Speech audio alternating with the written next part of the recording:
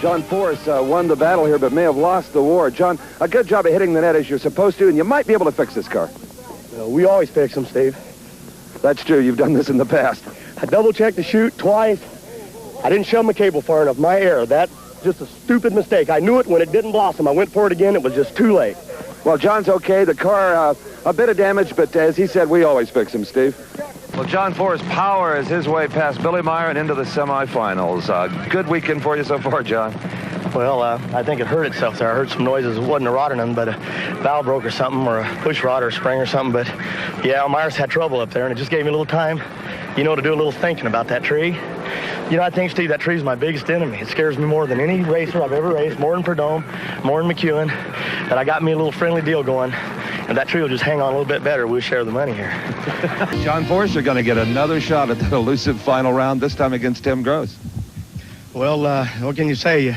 People laughed at me when I hired Coyle because I was spending that kind of money, most of my budget, and I said it'd pay off, and we went around and around about a gear change down there, but he said the track don't appear to be there, and then Gross pulled out that 60, and Bernstein smoked the tires, and thank God for the gear change, because you can see it worked and it ran just as quick. Indeed, but maybe some attention is going to be paid to the clutch this next one, because you do not have lane choice. Well, that was more a tune-up run, believe it or not, on a clutch, and the track's good, and if I can give him some help with the motor and the driving end of it, we're way overdue, Steve. You know it. It's been coming in 100 years. Absolutely. Seems like 200. Well, over the years, John Force has been critical of his own driving. But, John, you won at driving identical elapsed times. You both ran 5:72. I don't know about the driving. I'll tell you something. I cried to Coyle for an hour about the rain. I says, don't want to hear about Chi-Town consistency. He says, you want to go for it, step on it. And I said, that's right. Them guys have whipped me the last 10 times I raced them. And I said, if I'm going out, then we're going to go out. And doggone it, if we pulled her out of the bag, huh? Got to get another shot at Bernstein. He beat you 2 weeks ago. I want a shot at Bernstein. We got a good racetrack here. I can't believe that they did that here. And I ain't saying what I always say, I'm going to do it this time, but I'm going to do it this time. Well, Dave, here you can see the blower belt has come off of John Force's car, and that happened well past the finish line. John, you really backdoored this to 265 miles an hour. No backdoor, no air, throttle stuck, bitching old ride down through. I couldn't believe it. And all of a sudden, I couldn't get her out of the floorboard, and I was jerking on my foot, and I knew she was going to go any second, and I had to jerk the fuel shut off. I had no choice. Well, a great driving job and quick thinking on the part of John Force, or he might have been off the end of this racetrack. A 570 gives you lane choice. First of all, let me say, no thinking at all applied there. Sheer 10 years of doing this, and thank God it did what it did. Now tell me what I did. Steve, I hope you understood what he said. Well, John, stuck throttle and all, that lane choice by 1/100th proves to be maybe a big advantage here against Billy Meyer. Well, as you know in drag racing, it's anybody's race. But, yeah, it's a good feeling to see that in your opponent's lane and know that that little bit of whatever it took to get over in that other lane really helped. If you were Meyer and had lane choice, would you switch right now if you'd taken that far lane? If I was Meyer and had lane, well, there's no doubt about it. It's psychological, but Billy's plenty tricky too. He can slide down anything that's slick. The guys don't get that kind of cash if they ain't slick. Remember that. John Force out the top of his car. He and his fans have been waiting a dozen years for this. You have just won $50,000 in the Big Bud Shootout.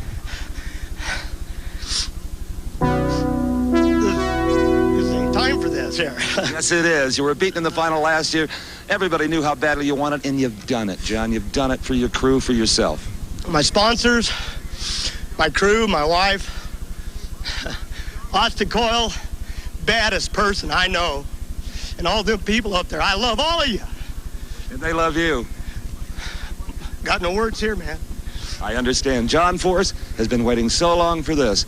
An earlier national event win in Montreal, Canada was not televised. Many of his fans were unable to see it. And here is the crew for John Force.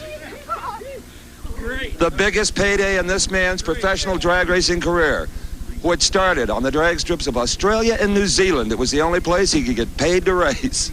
No longer. Well, that's kind of a heartbreaking way to go, but I think you made one heck of a run through that lane.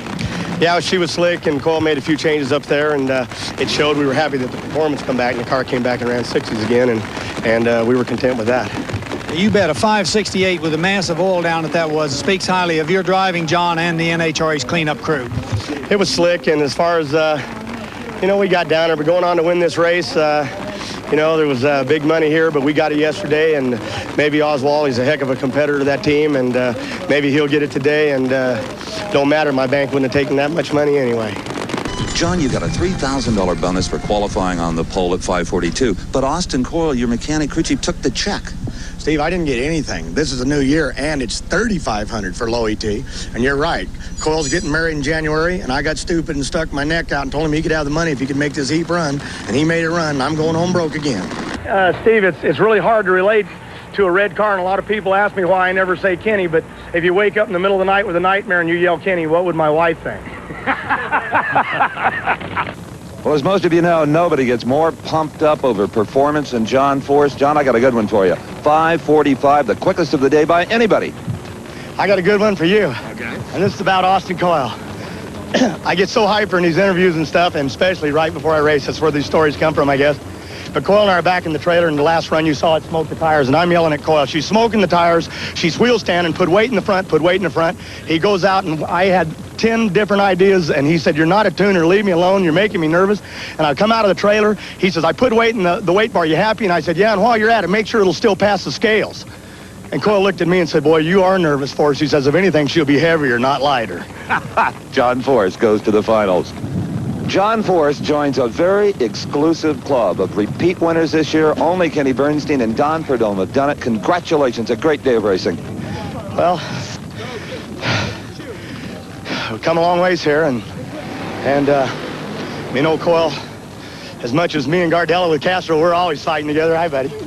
But I got to tell you this. She ran consistent. The new things we were trying to do worked, and I'm really proud to be here with these guys. And I've been burning bridges all year, and I've been getting beat up, but it's starting to work, and I really do, sincerely. These guys don't get congratulated very much, but Coyle and this team, real good job, and I'm totally falling apart here. I want you to know this. They're going to have to carry me out. Any worries at all that maybe that roommate situation might come back to haunt you, Ronnie Swearinger and Austin? It's good. I went down to Swearinger, and I said, Swearinger, come down. My guy went down to help him glass their body. He said, Forrest, out of the ropes. I went back to Coyle. I said, that's it. Don't ever talk to him again and raise his rent. Okay, we're out of here. I have to tell you, this was a joint effort on the part of a fine driver and a great crew chief, because this was a brand new racetrack, right, John Forrest? Brand new racetrack. It was good. Coyle and I, we walked it for about an hour, and we was looking around. And Garlett said last night, he told Coyle, obviously, you got to leave the start line and drive her over on the fence and stay out of that groove if you can in the deal. And Coyle said, yeah, that might put you up against the wall, but it worked. Just like driving an old diesel truck, huh? Hey, good job, Austin. And we got to thank Steve Gibbs and the Safety Safari crew for doing one hell of a job of fixing that oil down lane and prepping the track here in the mist this morning. Yeah, they did a fine job. But how about this guy? You guys fight a lot, but you can't today. This guy's the best there is, but I'm tired of telling him his head gets too big. Is that true, John? Hey, fight a lot. You should have been there first round and get Densham. Yesterday we had the big Duke out, and Coyle quit on the start line. I said, you can't quit me. You ain't even paid yet. We laugh about it, but I can only say one thing. I give great thanks to the good Lord that John Force is here, is well, is happy, and is prepared to receive the honors, accolades, and cash awards that go with being a Winston champion. John, it's your turn. Thank you. Two things I hate in my life. Two things I hate. What's that? Thank you. Is I hate tuxedos and clean fire suits. God's truth, Coyle said with the heat conditions, we need a sandy racetrack and some hot air. We're going to Kuwait to match race. Austin Coyle said, I won 2 world championships in spite of Frank Hawley. And Hawley said, would you do this favor and say that you won a world championship in spite of Austin Coyle? But Austin Coyle, you're the best, and I love you, and I hope you stay forever. And I just want you to know, don't worry about McCullough. We made enough money. I bought Miner out. We're in the potato business. Thank you very much. I love all of you. I hope I didn't bore you. I'm going home. Simply unbelievable. John, what did you see through your windshield? It had to be incredible. Steve, that was spectacular. I mean, I never been that close up in one, and I never seen nothing from the outside. She was smoking the tires. My old man said, don't ever give up, ever. And I was chasing him. I thought, God, I'm going to throw the rods out. Coyle's going to kill me. And I'm smoking the tires in the lights, and all of a sudden I seen that body just go, gone. It's over for him and in for us, thank God. John, you and Hoffman really put on a show there, a 15 to a 16. I am going to keep my mouth shut. I told Coyle on the burnout backing up, I said, this thing is too gorilla. The sun come out a little bit. She's going to smoke the heaps. He's going to dance through here.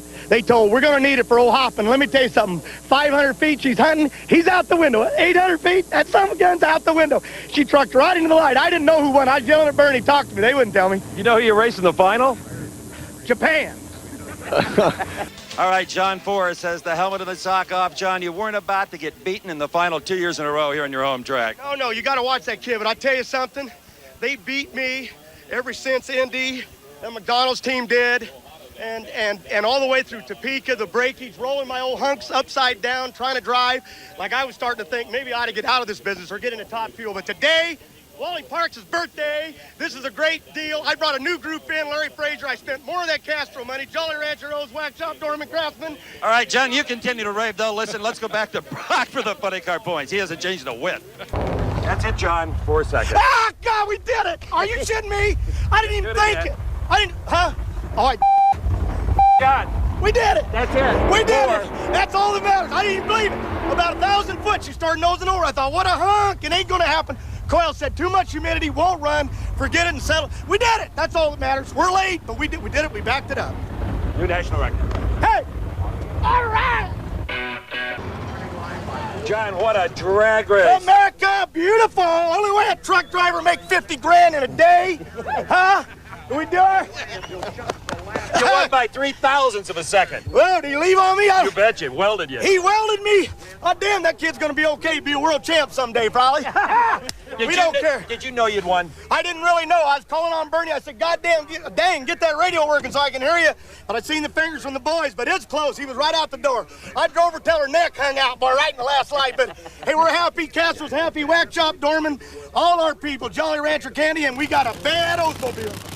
Live coverage of the 1992 Chief Auto Parts Nationals has been a production of Diamond P Sports and a presentation of the Nashville Network.